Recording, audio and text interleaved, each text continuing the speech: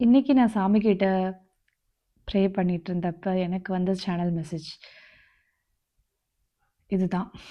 இது எல்லாருக்கும் பொருந்துன்றதுனால நான் இத ஷேர் பண்றேன். நம்மலாம் எப்போ வந்து ஓவர் திங்கர்ஸ் ஆனோம்?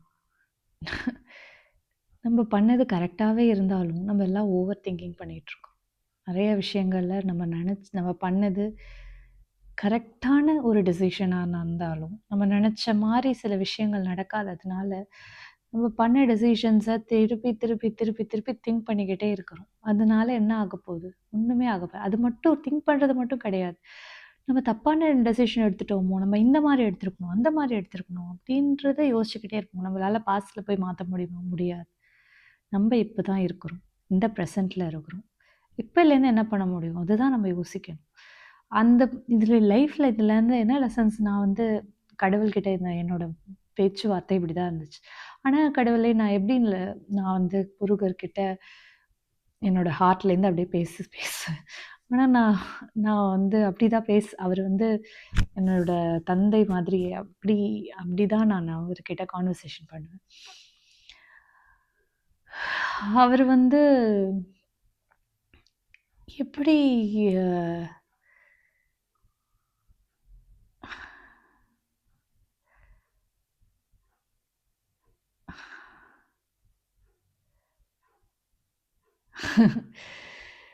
முருகர் வந்து எனக்கு டக்குன்னு ஒரு மெசேஜ் மாரி வந்துச்சு. "தாயும் நானே" அப்படின்னு. "தந்தை மட்டும் இல்ல, தாயும் நானே" அப்படின்னு.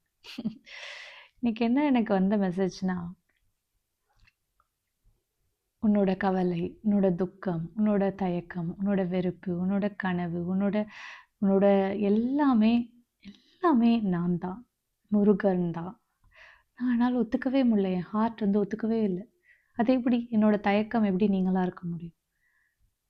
அப்படின்னு நான் கேட்டுக்கிட்டு இருந்தேன். கடவுள் அதான் சொல்றாரு. நான் உன்னை இப்படிதான் படிச்சிருக்கேன். நீ இத கத்துக்கணும். கத்துட்டு இருக்க. எல்லாமே நான் தான். உன்னோட உன்னோட அறிவு, உன்னோட ஊக்கம், உன்னோட உன்னோட பெருமை, உன்னோட மனம், உன்னோட எல்லாமே கல்வி, கடமை, கண்ணியம், கட்டுப்பாடு, ம் மறதி எல்லாமே நான் தான். அத நினைச்சு கவலைப்படாத. எல்லாமே கடவுள் தான். எல்லாமே உன்னோட முருகன் தான். அப்படின்னு சொன்னாரு.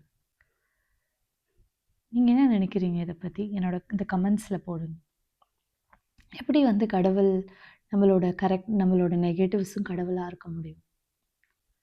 நான் எப்படி இத பார்க்குறேன்னா, கடவுள் நம்மள உருவாக்குனப்ப, நம்ம வந்து பியூரான சோலா தான் பொறந்திருக்கோம். ஆனா, நாளடைவுல நம்மளுக்கு நெறையா பிளாக்கேஜஸ் வந்துருது. நம்ம நெறைய காதுல கேட்குறோம், நம்மளே நெனச்சுக்கிறோம், நம்மளே தயக்கம் வருது. நெறைய விஷயங்கள் நடக்குது. அதனால பிளாக்கேஜஸ் அதாவது ஒரு கட்டுப்பாடுகளுக்குள்ள நம்ம வந்துர்றோம். இந்த உலகத்துல எல்லாத்தையும் இயக்குறது கடவுள் தான். எல்லா நிகழ்வுகளும். அதுக்காக தப்பான விஷயங்களும் அவர் தான் இயக்குறாருன்னு நான் சொல்ல வரல. எல்லாத்துலயும் ஒரு ஃப்ரீ வில் இருக்கு. அவரு நம்மள ட்ரஸ்ட் பண்றாரு. இந்த இடத்துக்கு இதெல்லாம் பண்ணு. இது கடைசியா என்கிட்ட வருவ அப்படின்றது அவருக்கு தெரியும். ஸோ, நான் இத அப்படிதான் பார்க்குறேன். இது எல்லாமே ஒரு கடவுளோட விளையாட்டு. கடவுளோட விளையாட்டுன்றதோட இதெல்லாம் ஒரு பாதை. நம்பளோட பாதை. ஒரு சோலோட பாதை. ஒரு ஸ்பிரிட்டோட பாதை. அந்த பாதைய வந்து நம்போ எடுத்துட்டோம். இந்த பிரச்சனைகளெல்லாம் நம்ம ஃபேஸ் பண்ணணும்னு இருக்கு. ஆனா, எல்லாத்துக்கும் மேல ஒரு விஷயம் இருக்கு. நம்ம யார்கிட்டேருந்து வந்திருக்கோன்றத எப்பயுமே மறக்கக்கூடாது. நம்ம கடவுள்கிட்டேருந்து வந்திருக்கோம். கடவுளோட பிள்ளைகள். அவர் எப்பயுமே நம்மள பார்த்துக்கிட்டே இருக்காரு. அவர் எப்பயுமே நம்ம கூடவே இருக்காரு. நம்ம எப்பயுமே அவர் கூட பேசலாம். ஸோ, அதுதான் நான் நெனைக்கிறேன். நம்மளோட கவலை, துக்கம், கடுப்பு, வெறுப்பு, கஷ்டம் எல்லாமே அவரு பார்த்துப்பாரு. அது எல்லாத்துலயும் அவரு இருக்காரு. அது எல்லாமே அவரு அவரு இருக்கிறார். அவரு இருக்கிறாருன்றத நம்ப முழு மனசா நம்புனா எல்லாத்தையும் ஈஸியா கடந்துரலாம். அதுதான் என்ட்ட சொன்னாருன்னு நெனைக்கிறேன். God is everything, everywhere. உங்களுக்கே தெரியும். "தூணினும் இருப்பான், துரும்பிலும் இருப்பார்" அப்படின்னு சொல்லுவாங்க.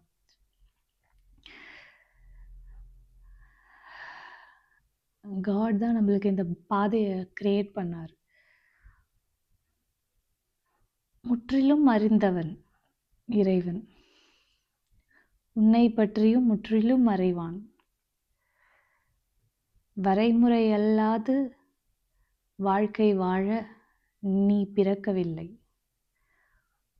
உன் கனவுகளை உருவாக்க, உன் கனவுகள் மலர, உன் தவத்தின் விளைவுகளை அனுபவிக்க வந்தாய். உன் தாயின் கருவறையில் இருக்கும் போதே உன் விதி நிர்ணயிக்கப்பட்டது. உன் மனம் வரைமுறை இல்லாமல் போகும் என்பது உன் தாய் அறிவாள், உன் தகப்பன் அறிவார், உன் கணவர் அறிவார். உன் செயல்கள் சிந்தனையற்றது, குணம் தவறும், சினம் கூடும், மனம் கலங்கும், குணம் மாறும், சிரமம் அதிகரிக்கும், உடைமை விலகும், கனவு பலிக்கும், கண்கள் கலங்கும், குணம் மாறும், மனம் சரி வரும், சரியாகும், கனவுகள் கலையும், மாறும், தவம் நீங்கும், பாவங்கள் கழியும், சிரமங்கள் குறையும், வலிகள் நீங்கும், கூட்டு முயற்சி பயன் அளிக்கும்.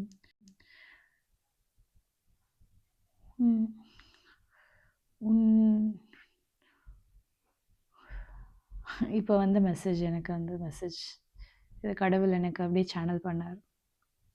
எல்லாமே நம்ம முன்னாடியே நம்ம சோலுக்குன்னு ஒரு பாத், நம்ம இதில் நம்மளோட சோல் கான்ட்ராக்ட்ஸ். நீங்கள் உங்கள் அம்மா கிட்ட வயிற்றில் இருக்கிறப்பவே நிறைய விஷயங்கள், ஓகே இவங்ககிட்ட நான் இதை கற்றுக்க போகிறேன், இவங்ககிட்ட இதை கற்றுக்க போகிறேன். சில பேர் நம்மளை ரொம்ப கோவப்படுத்துவோம். ஆக்சுவலாக அவங்கக்கிட்ட நம்ம சோல் கான்ட்ராக்ட் பண்ணியிருப்போம்னு நினைக்கிறேன். ஸோ தட் அவங்க நம்மளோட விஷயங்களை, சில விஷயங்கள் நம்ம ஹீல் ஆகணும்னு நினைக்கிறத ட்ரிகர் பண்ணுவாங்க. ஸோ எதுவுமே வந்து அப்படி எல்லாத்தையும் ஒரே ஜென்ரலாக நம்மளால் சொல்ல முடியாதுனாலும், நம்மளோட ரொம்ப க்ளோஸான உறவுகள் இருக்கிறாங்க இல்லையா, நம்ம தாய், தகப்பன், அந்த மாதிரி நம்மளோட தங்கை, அண்ணன், இவங்க கூடலாம் நம்ம வந்து இவங்களுக்கெல்லாம் ஆல்ரெடி நம்மளோட என்ன, நம்மளோட சோல் ஜேர்னி பற்றி அவங்களுக்கு தெரியும். அவங்களுக்கு தெரிஞ்சு தான் நம்ம வந்திருக்கோம். அவங்க அதுக்கான விஷயங்களை தான் நம்மளுக்காக பிரதிபலிப்பாங்க. ஸோ ட்ரஸ்ட் பண்ணுங்க. உங்களோட எல்லா கஷ்டங்களுமே கடவுள் உங்களுக்காக போட்ட அழகான ஒரு பாதை அப்படின்னு நினைங்க.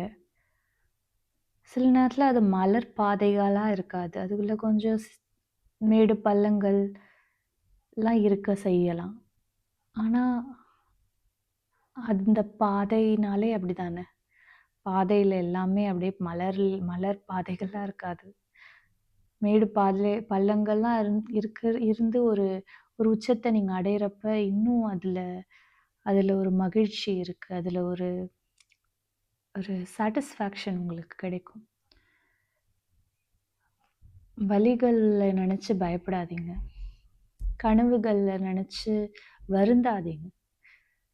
கனவுகள் வந்து நம்ம நினைக்கிறது ரொம்ப நல்லது. ஆனால் கனவுகள் வந்து வலியிலேருந்து நம்ம அந்த கனவுகளை வந்து பார்க்கக்கூடாது. கனவுகள் நடக்கலையே அப்படின்ற வழியிலேருந்தோ, இல்லை கனவுகள் எனக்கெல்லாம் நடக்குமா அப்படின்ற வழியிலேருந்தோ, கனவுகளை வந்து அந்த அந்த உற்சாகத்தோட பாருங்க. அது நடக்கும், ஒரு நாள் நடக்கும். கடவுள்கிட்ட கொடுத்துருங்க. அது உங்களோட வாழ்க்கையை நீங்கள் வாழுங்க. அது நடக்கிறப்போ நடக்கும். யூனிவர்ஸ் உங்களுக்கு கொடுக்கும். அது எப்பயோ எப்படியோ அது கண்டிப்பாக உங்ககிட்ட வரும். உங்களோட soul path is for you, உங்களுக்கானது. உங்களோட right path is for you. உங்களோட வாழ்க்கையில் நீங்கள் கன்சிஸ்டண்ட்டாக நீங்கள் உங்களோட கோலை நோக்கி போயிட்டே இருங்க. எல்லாமே நல்லபடியாக நடக்கும். இதுதான் முருகர் உங்ககிட்ட சொல்கிற விஷயம். இன்றைக்கி கடைசியாக ஒரே லைனில் சொல்லணும்னா, ஓவர் திங்க் பண்ணாதீங்க, தடைகளை நினச்சிக்கு வருந்தாதீங்க, கீப் கோயிங். எல்லாமே ஒரு ஒரு ஒரு நன்மைக்கு தான் நடக்குது. அதில் ஒரு நம்பிக்கையை வைங்க. அப்புறம் உங்களோட மனம் எது நல்லது கரெக்டுன்னு படுதோ அதில் நீங்கள் கொஞ்சம் கொஞ்சமாக மாற்றங்கள் கொண்டு வாங்க. கடவுள்கிட்ட உங்களோட கவலைகளெல்லாம் இறக்கி வச்சிருங்க. பழசை நினைக்காதீங்க. உங்களோட பாதையை நோக்கி நீங்கள் போய்கிட்டே இருங்க. Love and light. Om Muruga.